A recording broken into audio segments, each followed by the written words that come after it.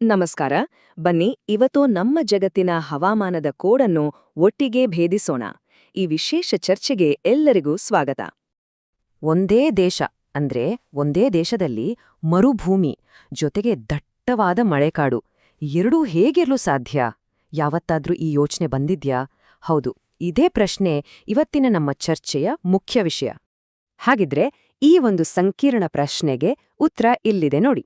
ಅದನ್ನೇ ಕೋಪೆನ್ ಹವಾಮಾನ ವರ್ಗೀಕರಣ ಅಂತ ಕರೆಯೋದು. ಇದನ್ನ ವ್ಲಾಡಿಮಿರ್ ಕೋಪೆನ್ ಅನ್ನೋ ಜರ್ಮನ್ ರಷ್ಯನ್ ಹವಾಮಾನ ತಜ್ಞರ್ ಕಂಡಿರ್ದಿದ್ದು. ಇದು ತುಂಬಾನೇ ಸರಳ ಮತ್ತು ಅದ್ಭುತವಾದ ಸಿಸ್ಟಮ್. ಅಂದ್ರೆ ಒಂದು ಜಾಗದ ಟೆಂಪರೇಚರ್ ಮತ್ತು ಅಲ್ಲಿ ಬೀಳೋ ಮಳೆಯ ಆಧಾರದ ಮೇಲೆ ಇಡೀ ಪ್ರಪಂಚದ ವಾತಾವರಣವನ್ನ 5 ಮೇನ್ ಗ್ರೂಪ್ಗಳಾಗಿ ವಿಂಗಡಿಸಿದ್ದಾರೆ.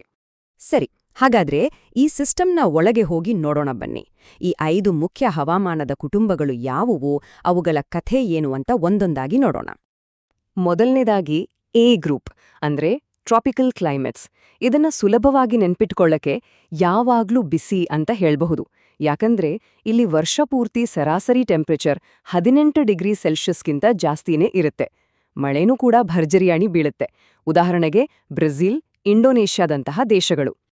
ಮುಂದಿನದು ಬಿ ಗ್ರೂಪ್ ಅಂದ್ರೆ ಡ್ರೈ ಕ್ಲೈಮೇಟ್ಸ್ ಅಥವಾ ಶುಷ್ಕ ವಾತಾವರಣ. ಇದನ್ನ ಪೂರ್ತಿಯೋಣ ಅಂತಾನೂ ಕರಿಬೋದು. ಅಷ್ಟು ಡ್ರೈ. ಇಲ್ಲಿನ ಸ್ಪೆಷಾಲಿಟಿ ಏನ್ ಗೊತ್ತಾ? ಇಲ್ಲಿ ಮಳೆ ಬೀಳೋದ್ಕಿಂತ ಜಾಸ್ತಿ ನೀರು ಆವಿಯಾಗಿ ಹೋಗುತ್ತೆ. ಸಹಾರಾ ಮತ್ತು ನಮ್ಮ ಥಾರ್ ಮರುಭೂಮಿಗಳು ಇದಕ್ಕೆ ಬೆಸ್ಟ್ ಎಕ್ಸಾಂಪಲ್. ಈಗ ಸಿ ಗ್ರೂಪ್ಗೆ ಬರೋಣ. ಇದು ಟೆಂಪರೇಟ್ ಕ್ಲೈಮೇಟ್ ಅಂದ್ರೆ ಸಮಶೀತೋಷ್ಣ ವಾತಾವರಣ. ಇದನ್ನ ಆರಾಮದಾಯಕ ಅಂತ ಹೇಳಿದ್ರೆ ತಪ್ಪಾಗಲ್ಲ. ಯಾಕಂದ್ರೆ ಇಲ್ಲಿ ಚಳಿಗಾಲ ಅಷ್ಟೊಂದು ಕಠಿಣ ಇರಲ್ಲ, ಮಳೆನೂ ಕೂಡ ಹದವಾಗಿರುತ್ತೆ. ಯುನೈಟೆಡ್ ಕಿಂಗ್ಡಮ್, ಇಟಲಿ ಈ ದೇಶಗಳಲ್ಲೆಲ್ಲ ಇದೇ ತರದ ಹವಾಮಾನ ಇರೋದು. ನಾಲ್ಕನೇದು ಡಿ ಗ್ರೂಪ್ ಕಾಂಟಿನೆಂಟಲ್ ಕ್ಲೈಮೇಟ್ಸ್. ಇದನ್ನ ಸಿಂಪಲ್ ಆಗಿ ಋತುಗಳ ನಡುವೆ ದೊಡ್ಡ ಅಂತರ ಅಂತ ನೆನ್ಪಿಟ್ಕೋಬಹುದು. ಅಂದ್ರೆ ಚಳಿಗಾಲದಲ್ಲಿ ಕೊರೆಯೋ ಚಳಿ ಇದ್ರೆ ಬೇಸಿಗೆಯಲ್ಲಿ ಸುಡೋ ಬಿಸಿಲಿರುತ್ತೆ. ಸೀಸನ್ಗಳ ಮಧ್ಯೆ ಅಷ್ಟು ದೊಡ್ಡ ವ್ಯತ್ಯಾಸ. ರಷ್ಯಾ, ಕೆನಡಾದಂತಹ ವಿಶಾಲವಾದ ದೇಶಗಳಲ್ಲಿ ಈ ತೀವ್ರವಾದ ಹವಾಮಾನವನ್ನ ನಾವು ನೋಡ್ಬೋದು. ಕೊನೆಯದಾಗಿ ಈ ಗ್ರೂಪ್ ಅಂದ್ರೆ ಪೋಲಾರ್ ಕ್ಲೈಮೇಟ್ ಅಥವಾ ಧ್ರುವ ಪ್ರದೇಶದ ವಾತಾವರಣ. ಇದನ್ನ ಅತ್ಯಂತ ಶೀತ ಅಂತ ಹೇಳ್ಬಹುದು. ಇಲ್ಲಿ ವರ್ಷ ಪೂರ್ತಿ ಸಿಕ್ಕಾಪಟ್ಟೆ ಚಳಿ. ಎಷ್ಟರ ಮಟ್ಟಿಗೆ ಅಂದ್ರೆ ಅತಿ ಬೆಚ್ಚಗಿನ ತಿಂಗಳಲ್ಲೂ ಕೂಡ ಟೆಂಪರೇಚರ್ 10 ಡಿಗ್ರಿ ಸೆಲ್ಸಿಯಸ್ ದಾಟಲ್ಲ. ಅಂಟಾರ್ಟಿಕಾ, ಗ್ರೀನ್ಲ್ಯಾಂಡ್ ಎಲ್ಲವೂ ಇದೇ ಗುಂಪಿಗೆ ಸೇರುತ್ತೆ. ಸರಿ, ಈಗ ಈ 5 ಕ್ಲೈಮೇಟ್ ಫ್ಯಾಮಿಲಿಗಳನ್ನ ಒಂದೊಂದಾಗಿ ತಿಳ್ಕೊಂಡ್ವಿ ಅಲ್ವಾ? ಈಗ ಬನ್ನಿ ಇವೆಲ್ಲವೂ ಸೇರಿ ಇಡೀ ಪ್ರಪಂಚದ ನಕ್ಷೆಯಲ್ಲಿ ಹೇಗೆ ಕಾಣುತ್ತೆ ಅಂತ ನೋಡೋಣ. ಇಲ್ಲಿ ನೋಡಿ, ಇದು ಪೂರ್ತಿ ಕಥೆಯೊಂದು ಸಾರಾಂಶ. ಎ ಅಂದ್ರೆ ಹಾಟ್ ಅಂಡ್ ವೆಟ್, ಬಿಸಿ ಮತ್ತು ತೇವಾಂಶ. ಬಿ ಅಂದ್ರೆ ತುಂಬಾನೇ ಕಡಿಮೆ ಮಳೆ. ಸಿ ಅಂದ್ರೆ ಮೈಲ್ಡ್, ಸೌಮ್ಯ ವಾತಾವರಣ. ಡಿ ಅಂದ್ರೆ ಕೊರೆಯೋ ಚಳಿಗಾಲ. ಮತ್ತು ಇ ಅಂದ್ರೆ ಎಕ್ಸ್ಟ್ರೀಮ್ ಕೋಲ್ಡ್, ಅತ್ಯಂತ ಶೀತ. ಈ ಒಂದು ಟೇಬಲ್ ಈ 5 ಕುಟುಂಬಗಳ ಮುಖ್ಯ ಲಕ್ಷಣಗಳನ್ನ ಒಂದೇ ನೋಟದಲ್ಲಿ ನಮ್ಗೆ ತಿಳಿಸ್ಕೊಡುತ್ತೆ. ಇಷ್ಟು ಹೊತ್ತು ಗ್ಲೋಬಲ್ ಲೆವೆಲ್ನಲ್ಲಿ ನೋಡಿದ್ವಿ. ಈಗ ಒಂದು ಅದ್ಭುತವಾದ ರಿಯಲ್ ಲೈಫ್ ಉದಾಹರಣೆಯನ್ನ ನೋಡೋಣ ಬನ್ನಿ. ಅದುವೇ ನಮ್ಮ ಭಾರತ. ನಿಜ ಹೇಳಬೇಕಂದ್ರೆ ಹವಾಮಾನದ ವಿಷಯದಲ್ಲಿ ಭಾರತ ಅಕ್ಷರಶಃ ಒಂದು ಪುಟ್ಟ ಜಗತ್ತೇ ಸರಿ.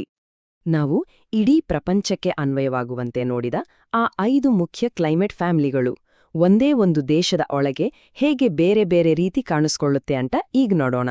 ಇದೇ ಕೋಪೆನ್ ಸಿಸ್ಟಮ್ನ ನಿಜವಾದ ಅಪ್ಲಿಕೇಶನ್. ನಂಬೋಕೆ ಕಷ್ಟ ಆಗ್ಬಹುದು, ಆದ್ರೆ ನಮ್ಮ ಭಾರತದಲ್ಲಿ ಒಂದಲ್ಲ ಎರಡಲ್ಲ ಬರೋಬ್ಬರಿ 7 ಬೇರೆ ಬೇರೆ ತರದ ಕೋಪೆನ್ ಕ್ಲೈಮೇಟ್ ಟೈಪ್ಗಳು ಸಿಗುತ್ತೆ. ಇದೇ ನೋಡಿ ನಮ್ಮ ದೇಶದ ಅದ್ಭುತ ಹವಾಮಾನ ವೈವಿಧ್ಯತೆ. ಮೊದಲಿಗೆ ಭಾರತದ ಬಿಸಿ ಮತ್ತೆ ಒಣ ಪ್ರದೇಶಗಳನ್ನ ನೋಡೋಣ. ನಮ್ಮ ಕರಾವಳಿ ಕರ್ನಾಟಕ, ಪಶ್ಚಿಮ ಬಂಗಾಳದಲ್ಲಿ ಟ್ರಾಪಿಕಲ್ ಮಾನ್ಸೂನ್ ಕ್ಲೈಮೇಟ್ ಇದೆ. ಮಹಾರಾಷ್ಟ್ರದ ಒಳಭಾಗ, ತೆಲಂಗಾಣದಲ್ಲಿ ಟ್ರಾಪಿಕಲ್ ಸವಾನಾ. ಇನ್ನು ರಾಜಸ್ಥಾನ, ಗುಜರಾತಿನ ಕೆಲವು ಭಾಗಗಳಲ್ಲಿ ಸೆಮಿ ಏರಿಡ್ ಅಂದ್ರೆ ಅರೆ ಶುಷ್ಕ ವಾತಾವರಣ ಮತ್ತು ಥಾರ್ ಮರುಭೂಮಿಯಲ್ಲಂತೂ ಪಕ್ಕಾ ಡೆಸರ್ಟ್ ಕ್ಲೈಮೇಟ್. ಇದು ಇಷ್ಟಕ್ಕೆ ಮುಗಿಯಲ್ಲ. ಉತ್ತರ ಪ್ರದೇಶ, ಪಂಜಾಬ್ನಂತಹ ಗಂಗಾಬೈಲು ಪ್ರದೇಶಗಳಲ್ಲಿ ಹ್ಯೂಮಿಡ್ ಸಬ್ಟ್ರಾಪಿಕಲ್ ಅಂದ್ರೆ ತೇವಾಂಶದಿಂದ ಕೂಡಿದ ವಾತಾವರಣ.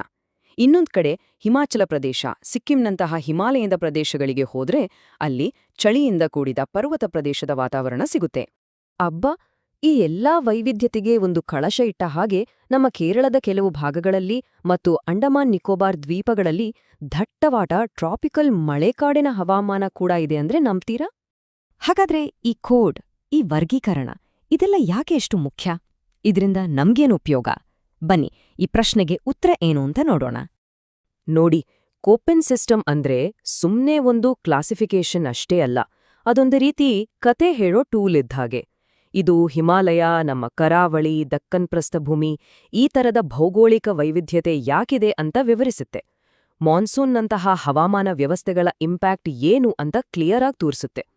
ಎಲ್ಲಕ್ಕಿಂತ ಮುಖ್ಯವಾಗಿ ಬೇರೆ ಬೇರೆ ಪರಿಸರ ವ್ಯವಸ್ಥೆಗಳನ್ನ ಅರ್ಥ ಮಾಡ್ಕೊಳ್ಳೋಕೆ ಒಂದು ಫ್ರೇಮ್ವರ್ಕ್ ಕೊಡುತ್ತೆ. ಸರಳವಾಗಿ ಒಂದೇ ವಾಕ್ಯದಲ್ಲಿ ಹೇಳೋದಾದ್ರೆ, ನಮ್ಮ ಭೂಮಿಯ ಮೇಲಿರೋ ಈ ಅದ್ಭುತವಾದ ಹವಾಮಾನದ ವೈವಿಧ್ಯತೆ ಇದೆಯಲ್ಲ, ಅದನ್ನ ಅರ್ಥ ಮಾಡ್ಕೊಳ್ಳೋಕೆ ಕೋಪೆನ್ ಸಿಸ್ಟಮ್ ಒಂದು ತುಂಬಾನೇ ಪವರ್ಫುಲ್ ಆದ ಸಾಧನ. ಸರಿ, ಈ ಚರ್ಚೆಯನ್ನ ಒಂದು ಬಹಳ ಮುಖ್ಯವಾದ ಪ್ರಶ್ನೆಯೊಂದಿಗೆ ಮುಗಿಸೋಣ. ನಮ್ಮ ಭೂಮಿ ದಿನೇ ದಿನೇ ಬಿಸಿಯಾಗ್ತಿದೆ. ಈ ಪರಿಸ್ಥಿತಿಯಲ್ಲಿ ನಾವಿವತ್ತು ನೋಡ್ದ ಈ ಕ್ಲೈಮೇಟ್ ಮ್ಯಾಪ್ ಮುಂದಿನ ದಿನಗಳಲ್ಲಿ ಹೇಗೆ ಬದಲಾಗಬಹುದು? ಇದೊಂದು ಯೋಚಿಸಬೇಕಾದ ವಿಷಯ.